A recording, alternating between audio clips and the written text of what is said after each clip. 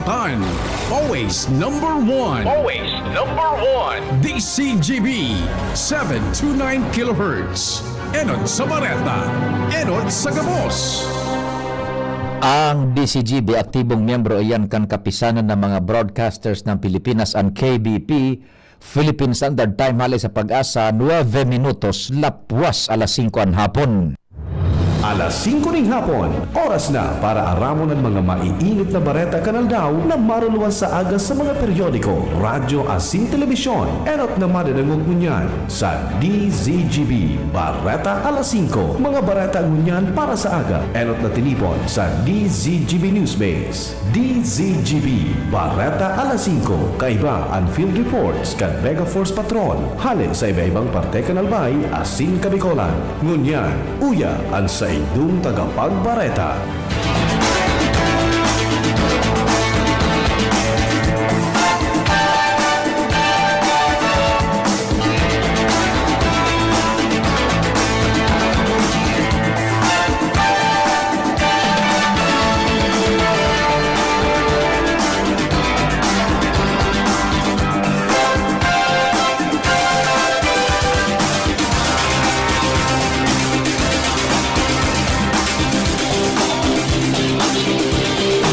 Diyos marhay na hapon sa pangaran kan News Base asin kan Mega Force Patrol. Ako pan sa indong magiging tagapaghatod bareta si Pio Fernandez.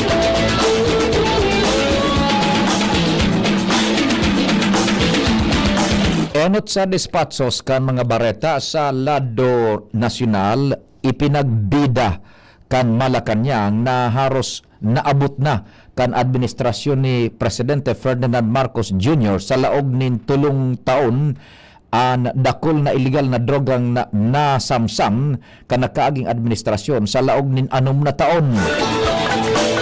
Sigun sa Presidential Communications Office, basado sa datos kan Philippine Drug Enforcement Agency o PDEA, maabot sa haros 83 bilyones de pesos na ang kantidad nin shabu asin illegal na droga ang nakumpiskar poon Hulyo 1, 2022 sagkod Hunyo 25, 2025 komparado sa 91 bilyones de pesos na kantidad kan illegal na drogang nakumpiskar poon Hulyo 1 taon 2016 sagkod Hunyo 30 taon 2022 na bilog ng termino ni dating Presidente Rodrigo Duterte. Sa irarom kan Marcos administration na irehistro ang 271 drug personalities na nagadan sa anti-drug operations, mas harayo sa sobra sa 6,000 na nagkagaradan na mga suspects sa 6 na taon na termino kan nakaaging administrasyon. Pinakang dakol na nakumpiskar na illegal na droga kan administrasyon Marcos ang halos 2 toneladang shabu hali sa sarong fishing vessel sa Zambales kan Hunyo 20 na minabontar ni na sobra sa 10 bilyones de pesos. Katakod kay ni sinugo ni Marcos ang mga otoridad na aramon kung sa inhali ang darakulang bulto ng illegal na droga na naglalaog sa nasyon kasabay man ang direktiba nin paghanap sa mga small-time drug pushers o ang street level na tulak kan ipinagbabawal na droga. Dagdagang tan detalyes kan bareta sa lado lokal. Nasa linya si Angel Mustasa. Angel, good afternoon. Go ahead. Nag-abiso ang Department of Public Works and Highways, partikular na ang 2nd District Engineering Office na nakatiraan silang mag-implementar nin road projects sa Comuna Inirado Peñafrancia Road na mga kaapektar sa mga motorista sa nagkapira mga barangay sa Kamalig asin na Daragalbay poon sa Hulyo 1, 2025.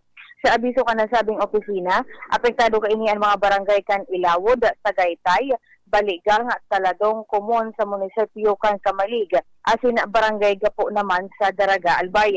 Dalan kay ni pigabisuhan ninda ang mga motorista, driver asin mga biyahero kan manibaybang mga bihikulo na alternatibong ruta na makaulang o maulang ang sa inda nga mga biyahe. Mga dagdag na barata, Angel Mustasa, DCGB News. Ang baretang ini hatod sa Indokan. Plemex. Pag may ubo o hika, Plemex agad. Basta lagundi, Plemex. Thank you so much, Angel. Mientras tanto, sa iba pang bareta sa lado nasyonal, nagtutubod si Vice Presidente Sara Duterte na sa iyang pagiging front-runner sa 2028 presidential race ang rason kan mga kasong ipigbubusol laban sa iya kan administrasyon. Sigun sa Vice Presidente, kaibanan digdian impeachment case na pigasabing parte kan pag-eliminate sa iya sa hampangkan sa iyang panghinot sa survey sa presidential election sa taon 2028. Dagdag pa ni Duterte na maawot na magtinir sa poder ni Presidente Bongbong Marcos Jr. pagkatapos kan termino kaini sa taon 2028. Sa katunayan, sinabi pa kaini na saro sa mga kapamilya ni Presidente Marcos ang nagkonfirmar na maawot padalaganon ni PBBM sa presidential race. Mientras tanto, ipinahayag ni Vice Presidente Sara Duterte ang sayang pagsuporta para sa duwang propesto na ipiglatag kan kapwa kaalyado kay ni sa Senado na si Senador Robin Padilla asin Senador Amy Marcos. Ang mga propestong ini iyo ang Senate Bill numerado 2766 o ang Comprehensive Anti-Discrimination Act asin ang Senate Bill numerado 449 o ang Civil Union Act na may katuyuhan na proteheran ang derechos kan LGBTQIA+ community.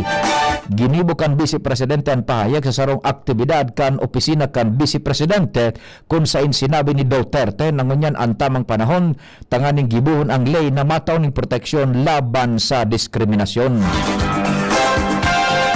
Dagdag pa kang Vice Presidente na nasabing propesto sarong universal obligation asin dapat nang maipasar.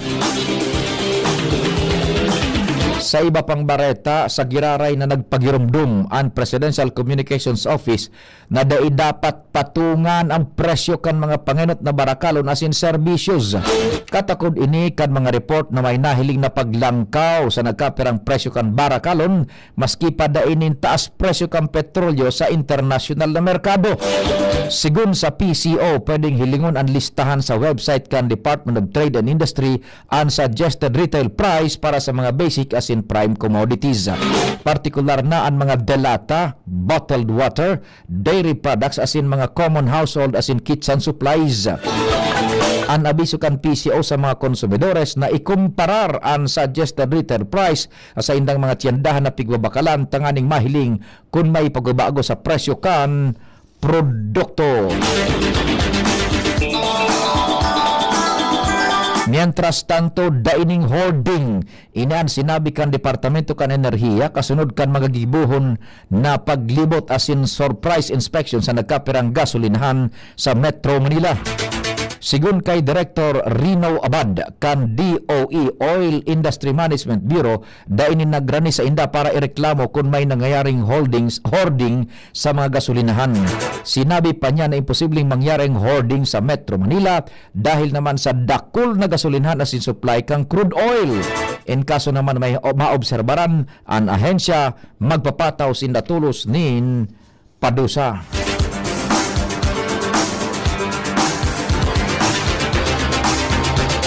Mabuelta ang detalyes kan mga bareta, pakalis kan nagkapirang pagirumdum.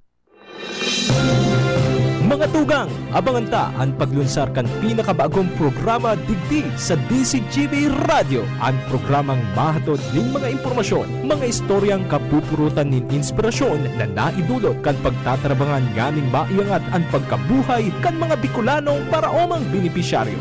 Mag-iribahan kita, alas 10:30 hasta alas 11 ning pagkaaga, magantabay, asin maghinanyog sa kape asin baretang agraryo. Ubo ng anak, nakababahala, baka plema. Para dyan, Plemex for Kids ang pambato ko. Ang Plemex for Kids ay gawa sa lagundi. Tinutunaw at pinalalabas ang plema. Ginhawa para sa bata, peace of mind para kay mommy. Camille Prats Yambao po, nagfi-flex for Plemex. Pambatang lagundi, Plemex! Vitex Segundo L is the generic name of Plemex for kids. If symptoms persist, consult your doctor. Mamis, agapan agad ang ubo at plemang nakabara. Pambatang lagundi, Plemex! Pre, makinig ka muna. Payong kaibigan lang ha. Work hard, play hard. Yan ang motto ko dati. Pero nakakapagod din pala katagalan. Sa gitna ng lahat ng mga puyat, inom at pagkain ng masasarap, kasama na ang oily at fatty foods, kailangan pa ring bantayan ang kalusugan. Tamang kontrol ang kailangan. Katuwang ko, ang Liverade. May Silimarin na maaring makatulong protektahan ang atay. Cheers to more good times. Be a liver lover.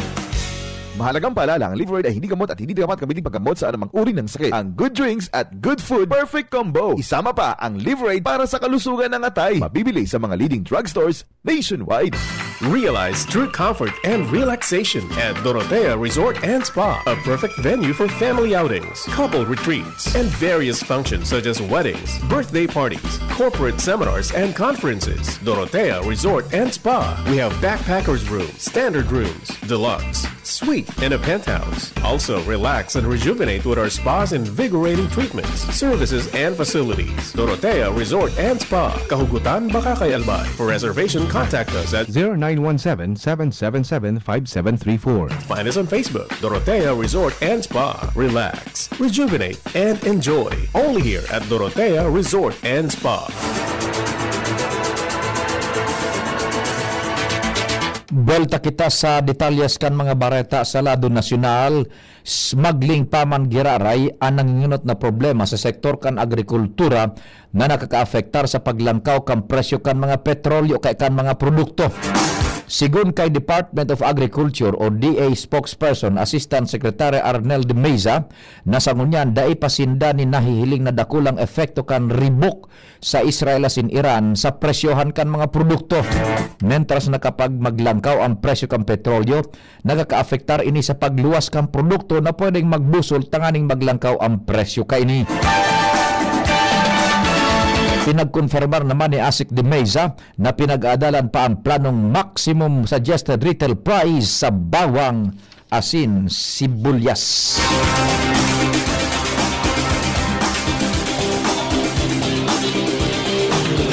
Nangapudan ang mga jeepney drivers asin ride-hailing app drivers sa gobyerno na aprobaranaan sa indang hirit na fare hike bilang kasimbagan sa padagos na pagsipa asin paglangkaw kang presyo kang produktong petrolyo.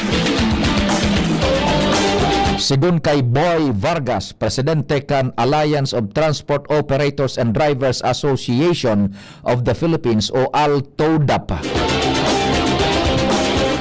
halinang nagahalat ang mga jeepney drivers sa kasimbagan kan gobyerno sa indang petisyon para sa provisional fare increase na ipinagsangat 3 taon na nagakalihis. Maski naglalaom sinda nin piso bilang dagdag pamasahe, nahadit sinda na dai ini maaaprubaran. Sinigundaran naman ini kan Transport Network Vehicle Services o TNVS na nagsabing hagad nindaan fare hike magpuon pa kan taon 2023, alagad dai pa ini pinag-aaprubaran. Matatandaan nagtagam ang gobyerno nin halos 3 bilyones de pesos para sa fuel subsidy sa irarom kan 2025 national budget, tanganing matabangan ang mga public utility drivers, mga parao maasin para sira. Alagad sigun kay Presidente Ferdinand Marcos Jr., dai pa kaipuan ng fuel subsidy dahil nagbababa na ang presyo kan petrolyo kasunod kan ceasefire sa pag-ultanan kan Israel asin Iran. Pinag-inkaminar ni House Speaker Ferdinand Martin Romualdez ang mga bagong kongresistas na maging miyembro kan 20th Congress na makisumaro sa mga pigubusol na obheto kan bagong Pilipinas ni Presidente Ferdinand Bongbong Marcos Jr. Mensahe ini ni Romualdez sa ginibong fellowship dinner sa Imelda Hall kan Aguado Residence sa Malacanang na pinag-atindiran nin mga nangganang kongresistas kan kaaging eleksyon. Tinaawan doon ni Romualdez na importante ang pagkasararo, amay na pagpreparar asin bilog na suporta sa reformang pigbubusol kan administrasyon. Kasunod kay ni hagad man ni Romualdez sa mga neophyte congressmen nagibuhon marayan sa indang posisyon bako lang bilang mga legisladores kundi leader na daing takot na maninindugan kung ano ang tama asin masimbag sa pangaipuhan kan mga Pilipino.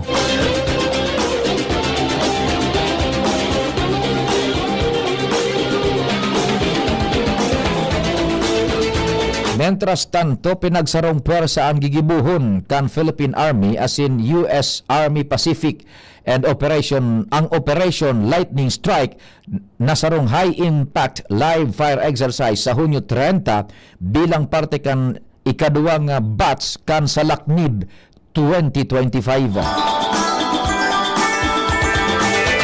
Sigun kay Coronel Louis De Maala, tagapagtaram kan Philippine Army, sentro sa nasabing operasyon ang pag-deploy kan Apache attack helicopters as in duwang high mobility artillery rocket systems o HIMARS o kay HIMARS kan mga mag-inibong na lado.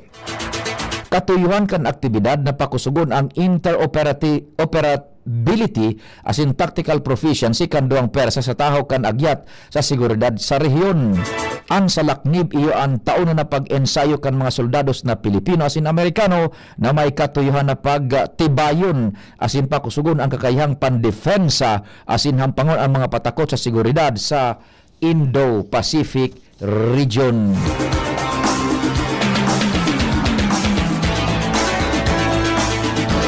Sa iba pang bareta, padagos ang paglangkaw kan numero kan kaso nin dengue sa Pilipinas. Sigun sa Departamento de Salud, saro ini sa ipigkukonsiderar na seryosong patakot sa salud kan publiko. Magpuon Enero sa Hunyo kaining taon, uminabot na sa 23,000 ang kaso kan dengue, mas halangkaw ning 59% kumpara sa kaparehong panahon kan nakalihis na taon. Sa bilang na ini, nasa 470 ang nagadan. Pinakang halangkaw na numero kan kaso sa Calabarzon na igwanin sobra sa 19,000 na kaso asin 62 na nagkagaradan. Sigun kay Health Secretary Teodoro Herbosa, dai mapupugulan ang paglangkaw kan kaso kan dengue sagkod dai na address ang mga lugar kung saan may namok. Katakod kay ni pinag-adalan kan DOH ang paggamit nin Wolbachia method sarong makabagong paagi sa Jakarta, Indonesia na naggamit nin bakterya tanganing mapugulan ang pagdakol kan mga namok na may darang dengue. Sa katakod asin huring detalyes kan bareta, pinag-aadala na kan Departamento de Salud an man iba-ibang paagi nganing masimbagan ang naglalangkaw na kaso nin dengue sa Pilipinas.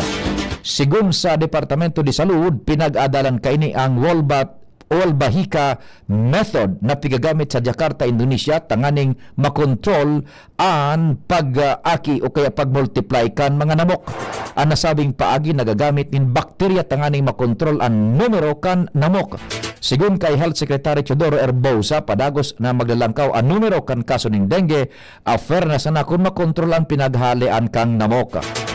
Pighiling man kan DOH ang paggamit kan Qdenga vaccine na pigagamit sa 40 nasyones kung saan sa ngunyan, padagos pa ining pinag-adalan kan Food and Drug Administration kan Pilipinas. Sa pangarang ka nagsururat kan informasyon sa pangenot asin sa pag-supervisar ni News Director Mardela, Jen Matthew Balyaran, Nicole Ann Gloriani, ang Mega Force Patrol sa Master Control Tatanems Flora sa IT si Jerome Nico Martinez. Ako po si Pio Fernandez. Salamat, marahay na hapon. Kung ikaw ay edad 50 pataas katulad ko, may mataas na ang risk ng manlalabo ng